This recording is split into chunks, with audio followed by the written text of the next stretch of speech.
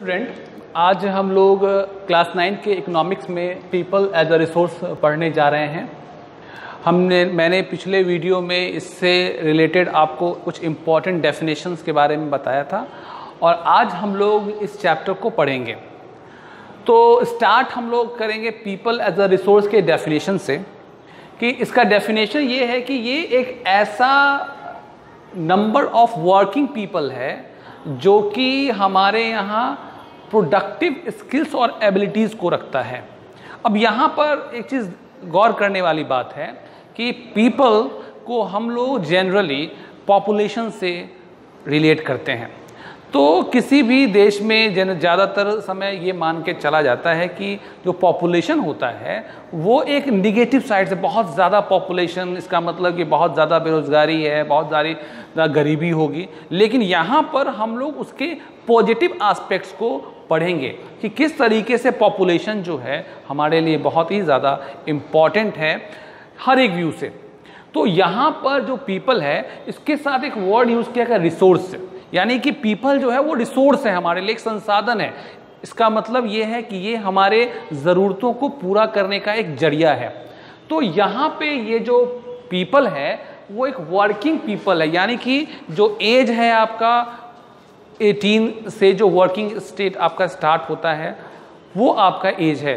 ज़्यादातर कहीं पर बुक में लिखा रहेगा आप लोग को 15 to 58 के बीच का जो एज होता है वो वर्किंग पॉपुलेशन के रूप में जाना जाता है। तो वो वर्किंग पीपल, लेकिन उस वर्किंग पीपल के पास प्रोडक्टिविटी, स्किल और एबिलिटीज़ भी होनी चाहिए। अब जब ये होंगी तभी तो वो एक रिसोर्स के तौर पे उभरेगा, क्योंकि आप बहुत सारे लोगों को देखते हैं कि वो उनका एज 15 से ज़्यादा है लेकिन उनके पास कोई टेक्निकल स्किल्स नहीं है, कुछ खास स्किल्स नहीं है, तो फिर वो हमारे लिए रिसोर्स नहीं होंगे। रिसोर्स वही पीपल होंगे जिनके पास हम प्रोडक्टिव स्किल्स होगा और उसी स्किल्स को डेवलप करके हम उसको रिसोर्स में कन्वर्ट करेंगे। दूसरा है कि ये जो पीपल होगा इसलिए स्किल की उसको आवश्यकता पड़ती है क्योंकि उस स्किल के माध्यम से, वो इस एबिलिटी के माध्यम से वो हमारे देश में जीएनपी के क्रिएशन में हेल्प करता है, जीएनपी में कंट्रीब्यूट करता है। तो अब यहां पर देखिए कि ये जो हमारा पीपल है, ऐसे ही तो किसी में प्रोडक्टिव स्किल आ नहीं सकता है, उसमें एबिलिटीज आ नहीं सकती है। तो अब उसमें वो प्रोडक्टिव स्किल और एबिलिटी का निर्माण कैसे होगा? तो उस प्रोडक्टिव स्किल और एबिलिटीज़ के निर्माण में हम लोग को उसमें इन्वेस्टमेंट करना पड़ेगा और वो इन्वेस्टमेंट होगा एडुकेशन, वो इन्वेस्टमेंट होगा हमारा ट्रेनिंग, वो हमारा इन्वेस्टमेंट हेल्थ होगा। इन सारे इन्वेस्टमेंट करने के बाद कोई भी ह्यूमन एज अ रिसोर्स या पीपल एज अ रिसोर्स बन सकता है। अब जब आप ये इन्वेस्टमेंट करते हैं तो एक बिजनेस पॉलिसी है कि जब भी आप इन्वेस्टमेंट करते हैं तो आप उसको रिटर्न से कंपेयर करते हैं कि जितना आपने इन्वेस्टमेंट किया क्या उतना रिटर्न आता है कि नहीं आता है। तो बिल्कुल आएगा। जैसे ही आप ह्यूमन कैपिटल में इन्वेस्टमेंट करिएगा एडुकेशन ट्रेनिंग में दे करके, तो वो आपका ह्यूमन कैपिटल इन्वेस्टमेंट देगा हायर इनकम में, हायर प्रोडक्टिविटी होगी उसमें। यानी इस तरीके से वो जो हमारा पीपल होगा वो इस तरीके से हमारे इन्वेस्टमेंट के रिटर्न को परफॉर्म करेगा। तो इस तरीके से आप देखिए कि ये जो ह्यूमन है इस तरीके से हमारा एक रिसोर्स है और उसमें इन्वेस्टमेंट करिए तो उसके बदले में हमको इन्वेस्टमेंट का रिटर्न भी मिलता है।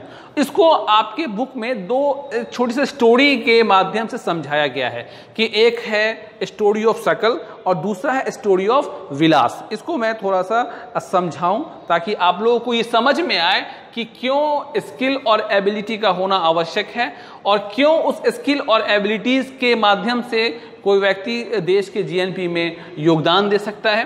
तो पहली स्टोरी है स्टोरी ऑफ शकल। तो अगर आपके बुक में होगा तो आप उस बुक को भी देखेगा तो अच्छी तरीके से समझ में आएगा और मैं भी समझाने की कोशिश करता हूँ।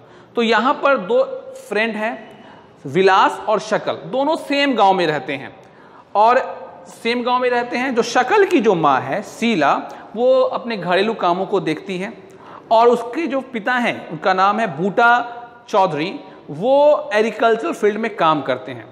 शकल जो है वो अपनी माता का हेल्प करता है अपने उस घरेलू कामों को करने में और साथ साथ अपने छोटे भाइयों जैसे कि जीतू और उसकी छोटी बहन सीतू है, उसकी भी वो देखभाल करता है।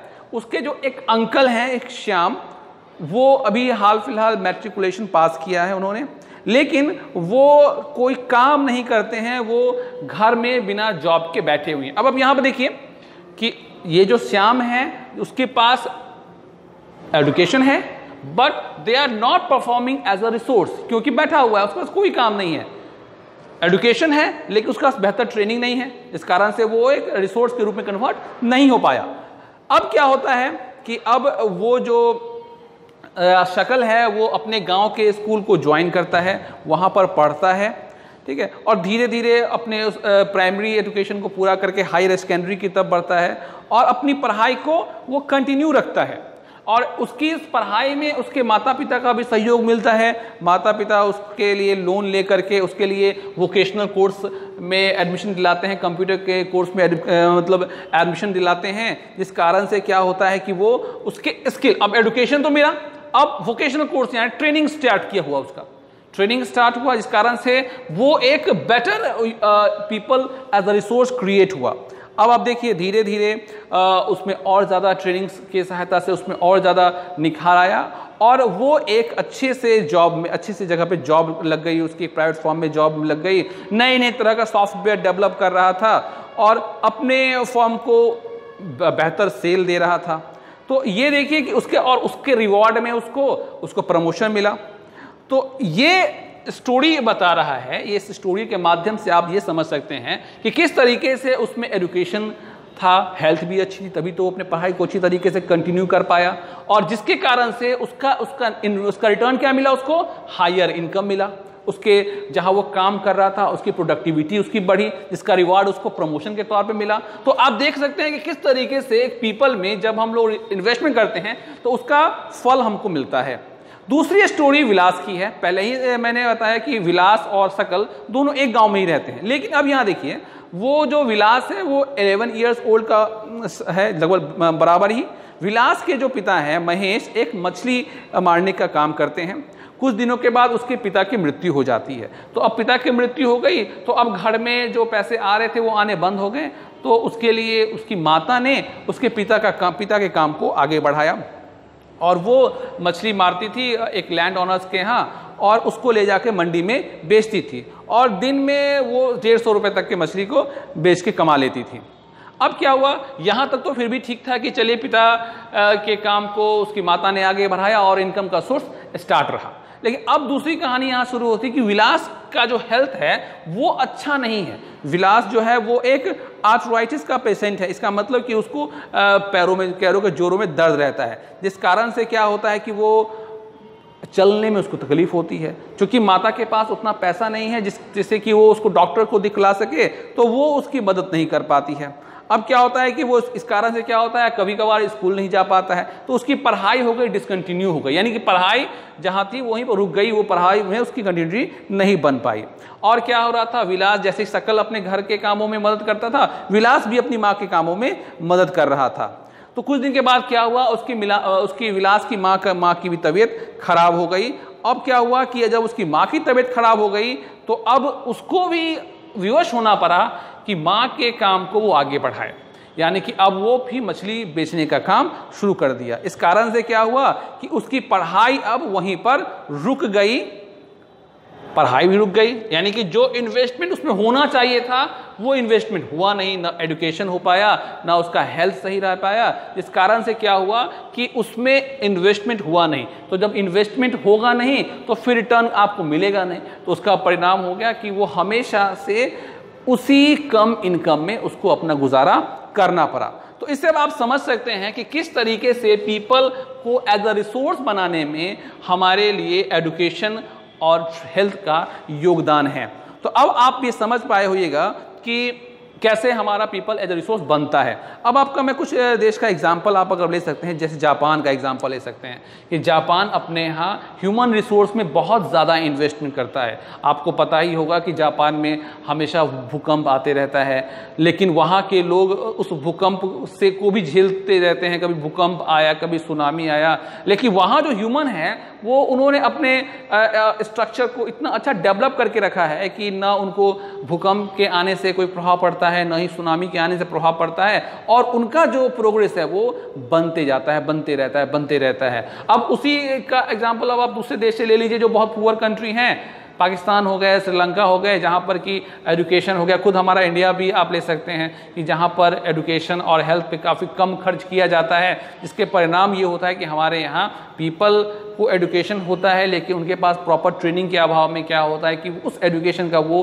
बहुत ज़्यादा लाभ नहीं ले पाते हैं, जिस कारण से वो जो है वो डेवलप कंट्री में नहीं बन पाते हैं। आज से पहले भी सुनते आ रहे हैं कि भारत एक डेवलपिंग कंट्री है, आज भी हम लोग यही सुन रहे हैं कि भारत एक डेवलपिंग कंट्री है, और पता नहीं कब तक ये सुनते रहेंगे कि भारत एक डेवलपिंग कंट्री ही है।